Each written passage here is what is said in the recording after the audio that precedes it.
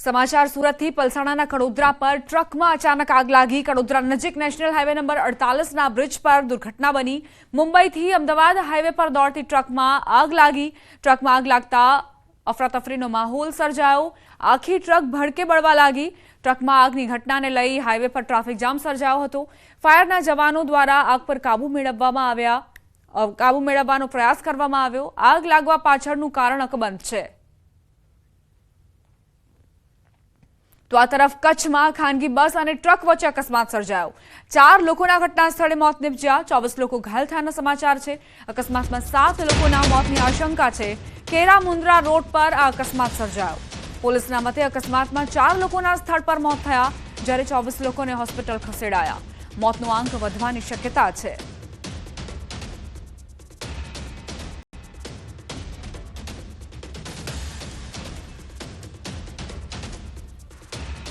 प्रशासन અને જે ઇવન લોકો છે ખડે પગે છે, જેથી આજે એક અકસ્માત બન્યું છે એમાં જે મદદ થાય એ કરવામાં છે। જી અત્યારે 5 જેટલી કેઝ્યુઅલ્ટીઝ થઈ છે અને બીજા 3 લોકો જે છે એ ક્રિટિકલ છે, એટલે એ ક્રિટિકલ વોર્ડમાં છે। બીજામાં અત્યારે પ્રાઇમરી સ્ક્રીનિંગ થઈ ગયું છે। એ લોકોનો વાઇટલ્સ ચેક કરવામાં આવ્યા છે, સ્ટેબલ જણાય છે અત્યારે, પર કોઈ ઇન્ટરનલ ઇન્જરી ના હોય, કોઈ જગ્યા બીજું કોઈ ના હોય, એના માટે રેડિયોલોજી, સીટી સ્કેન વગેરે પણ બધા દર્દીઓના કરવામાં આવ્યા છે। तो खानगी बस और ट्रक वच्चे अकस्मात सर्जायो और आ गमख्वार अकस्मात में 4 व्यक्तिना मौत निपज्या छे। अन्य जे लोको हता તેમની સારવાર શરૂ કરી દેવામાં આવી છે, પરંતુ બની શકે કે અકસ્માતમાં મોતનો આંક હજુ વધે, કારણ કે ખૂબ જ ગંભીર રીતે ઈજાગ્રસ્ત થતા લોકો સારવાર લઈ રહ્યા છે, પરંતુ આ મૃત્યુ આંક હજુ વધી શકે છે।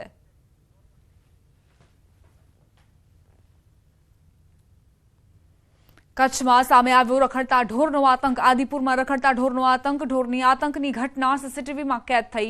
આદિપુરના કેસરનગરમાં રખડતા ઢોરનો આતંક। શાકભાજી લેવા લારી પર ઉભેલી મહિલાઓને અડફેટે લીધી।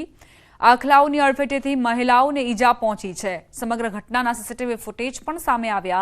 દર બીજા ત્રીજા દિવસે આવા દ્રશ્યો સર્જાય છે, જ્યાં રખડતા ઢોરના કારણે નિર્દોષ નાગરિકો પરેશાનીનો સામનો કરે અથવા તો ઈજાગ્રસ્ત થાય।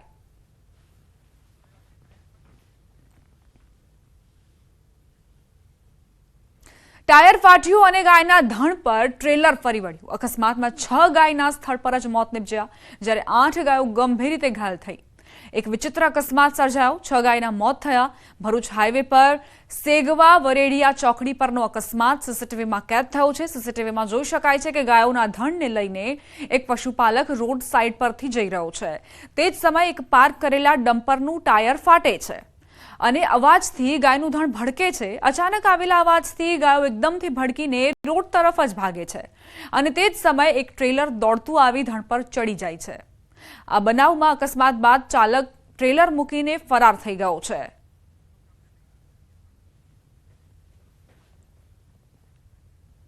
રાજ્યમાં રફતારનો કહેર યથાવત છે। સુરતના ઓલપાડમાં બેફામ વાહન ચાલકે 2 વ્હીલર ચાલકને ઉલાડ્યો। બીજી તરફ રાજકોટમાં પૂરપાટ ઝડપે આવતું બાઇક બસ સાથે અથડાયું। બીજી તરફ વડોદરાની વાત કરીએ, જ્યાં ડભોઈ પાલિકાની બેદરકારીનો જીવતો જાગતો પુરાવો જોવા મળ્યો છે। પાલિકાએ ખોદેલા ખાડામાં બાઇક ચાલક ઊંધા માથે પટકાયો। સમગ્ર ઘટનાનો હચમચાવતો વિડીયો સામે આવ્યો।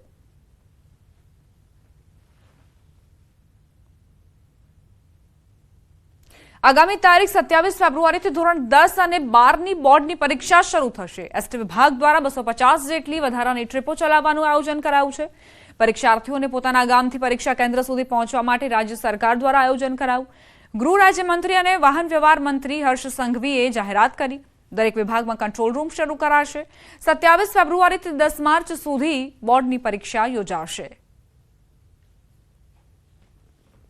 लाखों विद्यार्थीओ आ बोर्डनी परीक्षा आपवा माटे पोतपोताना गामथी परीक्षा केन्द्र सुधी पहोंचवामां कोई भी प्रकारनी तकलीफ ना पड़े ते माटे मुख्यमंत्री श्री भूपेन्द्रभाई पटेल साहेबना मार्गदर्शनमां राज्यना एसटी विभाग द्वारा आजे खूब महत्वनो निर्णय लेवामां आव्यो छे।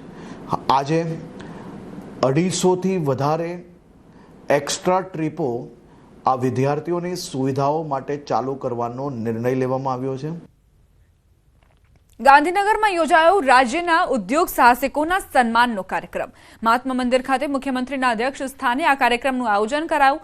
નાના અને મોટા ઉદ્યોગકારોનું મુખ્યમંત્રીના હસ્તે સન્માન કરાયું. રાજ્ય સરકારની વિવિધ યોજનાઓથી ઘણા ઉદ્યોગો વિકસ્યા. એમએસએમઈ ઉદ્યોગોને પ્રોત્સાહન અને યોજનાઓનો લાભ મળ્યો. આગામી દિવસોમાં હજુ પણ નવા ઉદ્યોગો વધે તે દિશામાં પ્રયાસ થશે. કાર્યક્રમમાં ઉદ્યોગ મંત્રી બળવંતસિંહ રાજપૂત અને સહકાર મંત્રી જગદીશ વિશ્વકર્મા ઉપરાંત ધારાસભ્યો અને મંત્રીઓ સહિત મોટી સંખ્યામાં ઉદ્યોગકારો પણ હાજર રહ્યા. ઉદ્યોગ સાહસિકોના સન્માન માટે આ કાર્યક્રમનું આયોજન કરવામાં આવ્યું હતું. મુખ્યમંત્રી ભૂપેન્દ્ર પટેલ અને સાથે જ મંત્રી બળવંતસિંહ રાજપૂત અહીં ઉપસ્થિત રહ્યા. સહકાર મંત્રી જગદીશ પંચાલની પણ હાજરી રહી. ઉપરાંત ધારાસભ્યો અને મંત્રીઓ અહીં આ કાર્યક્રમમાં જોડાયા હતા.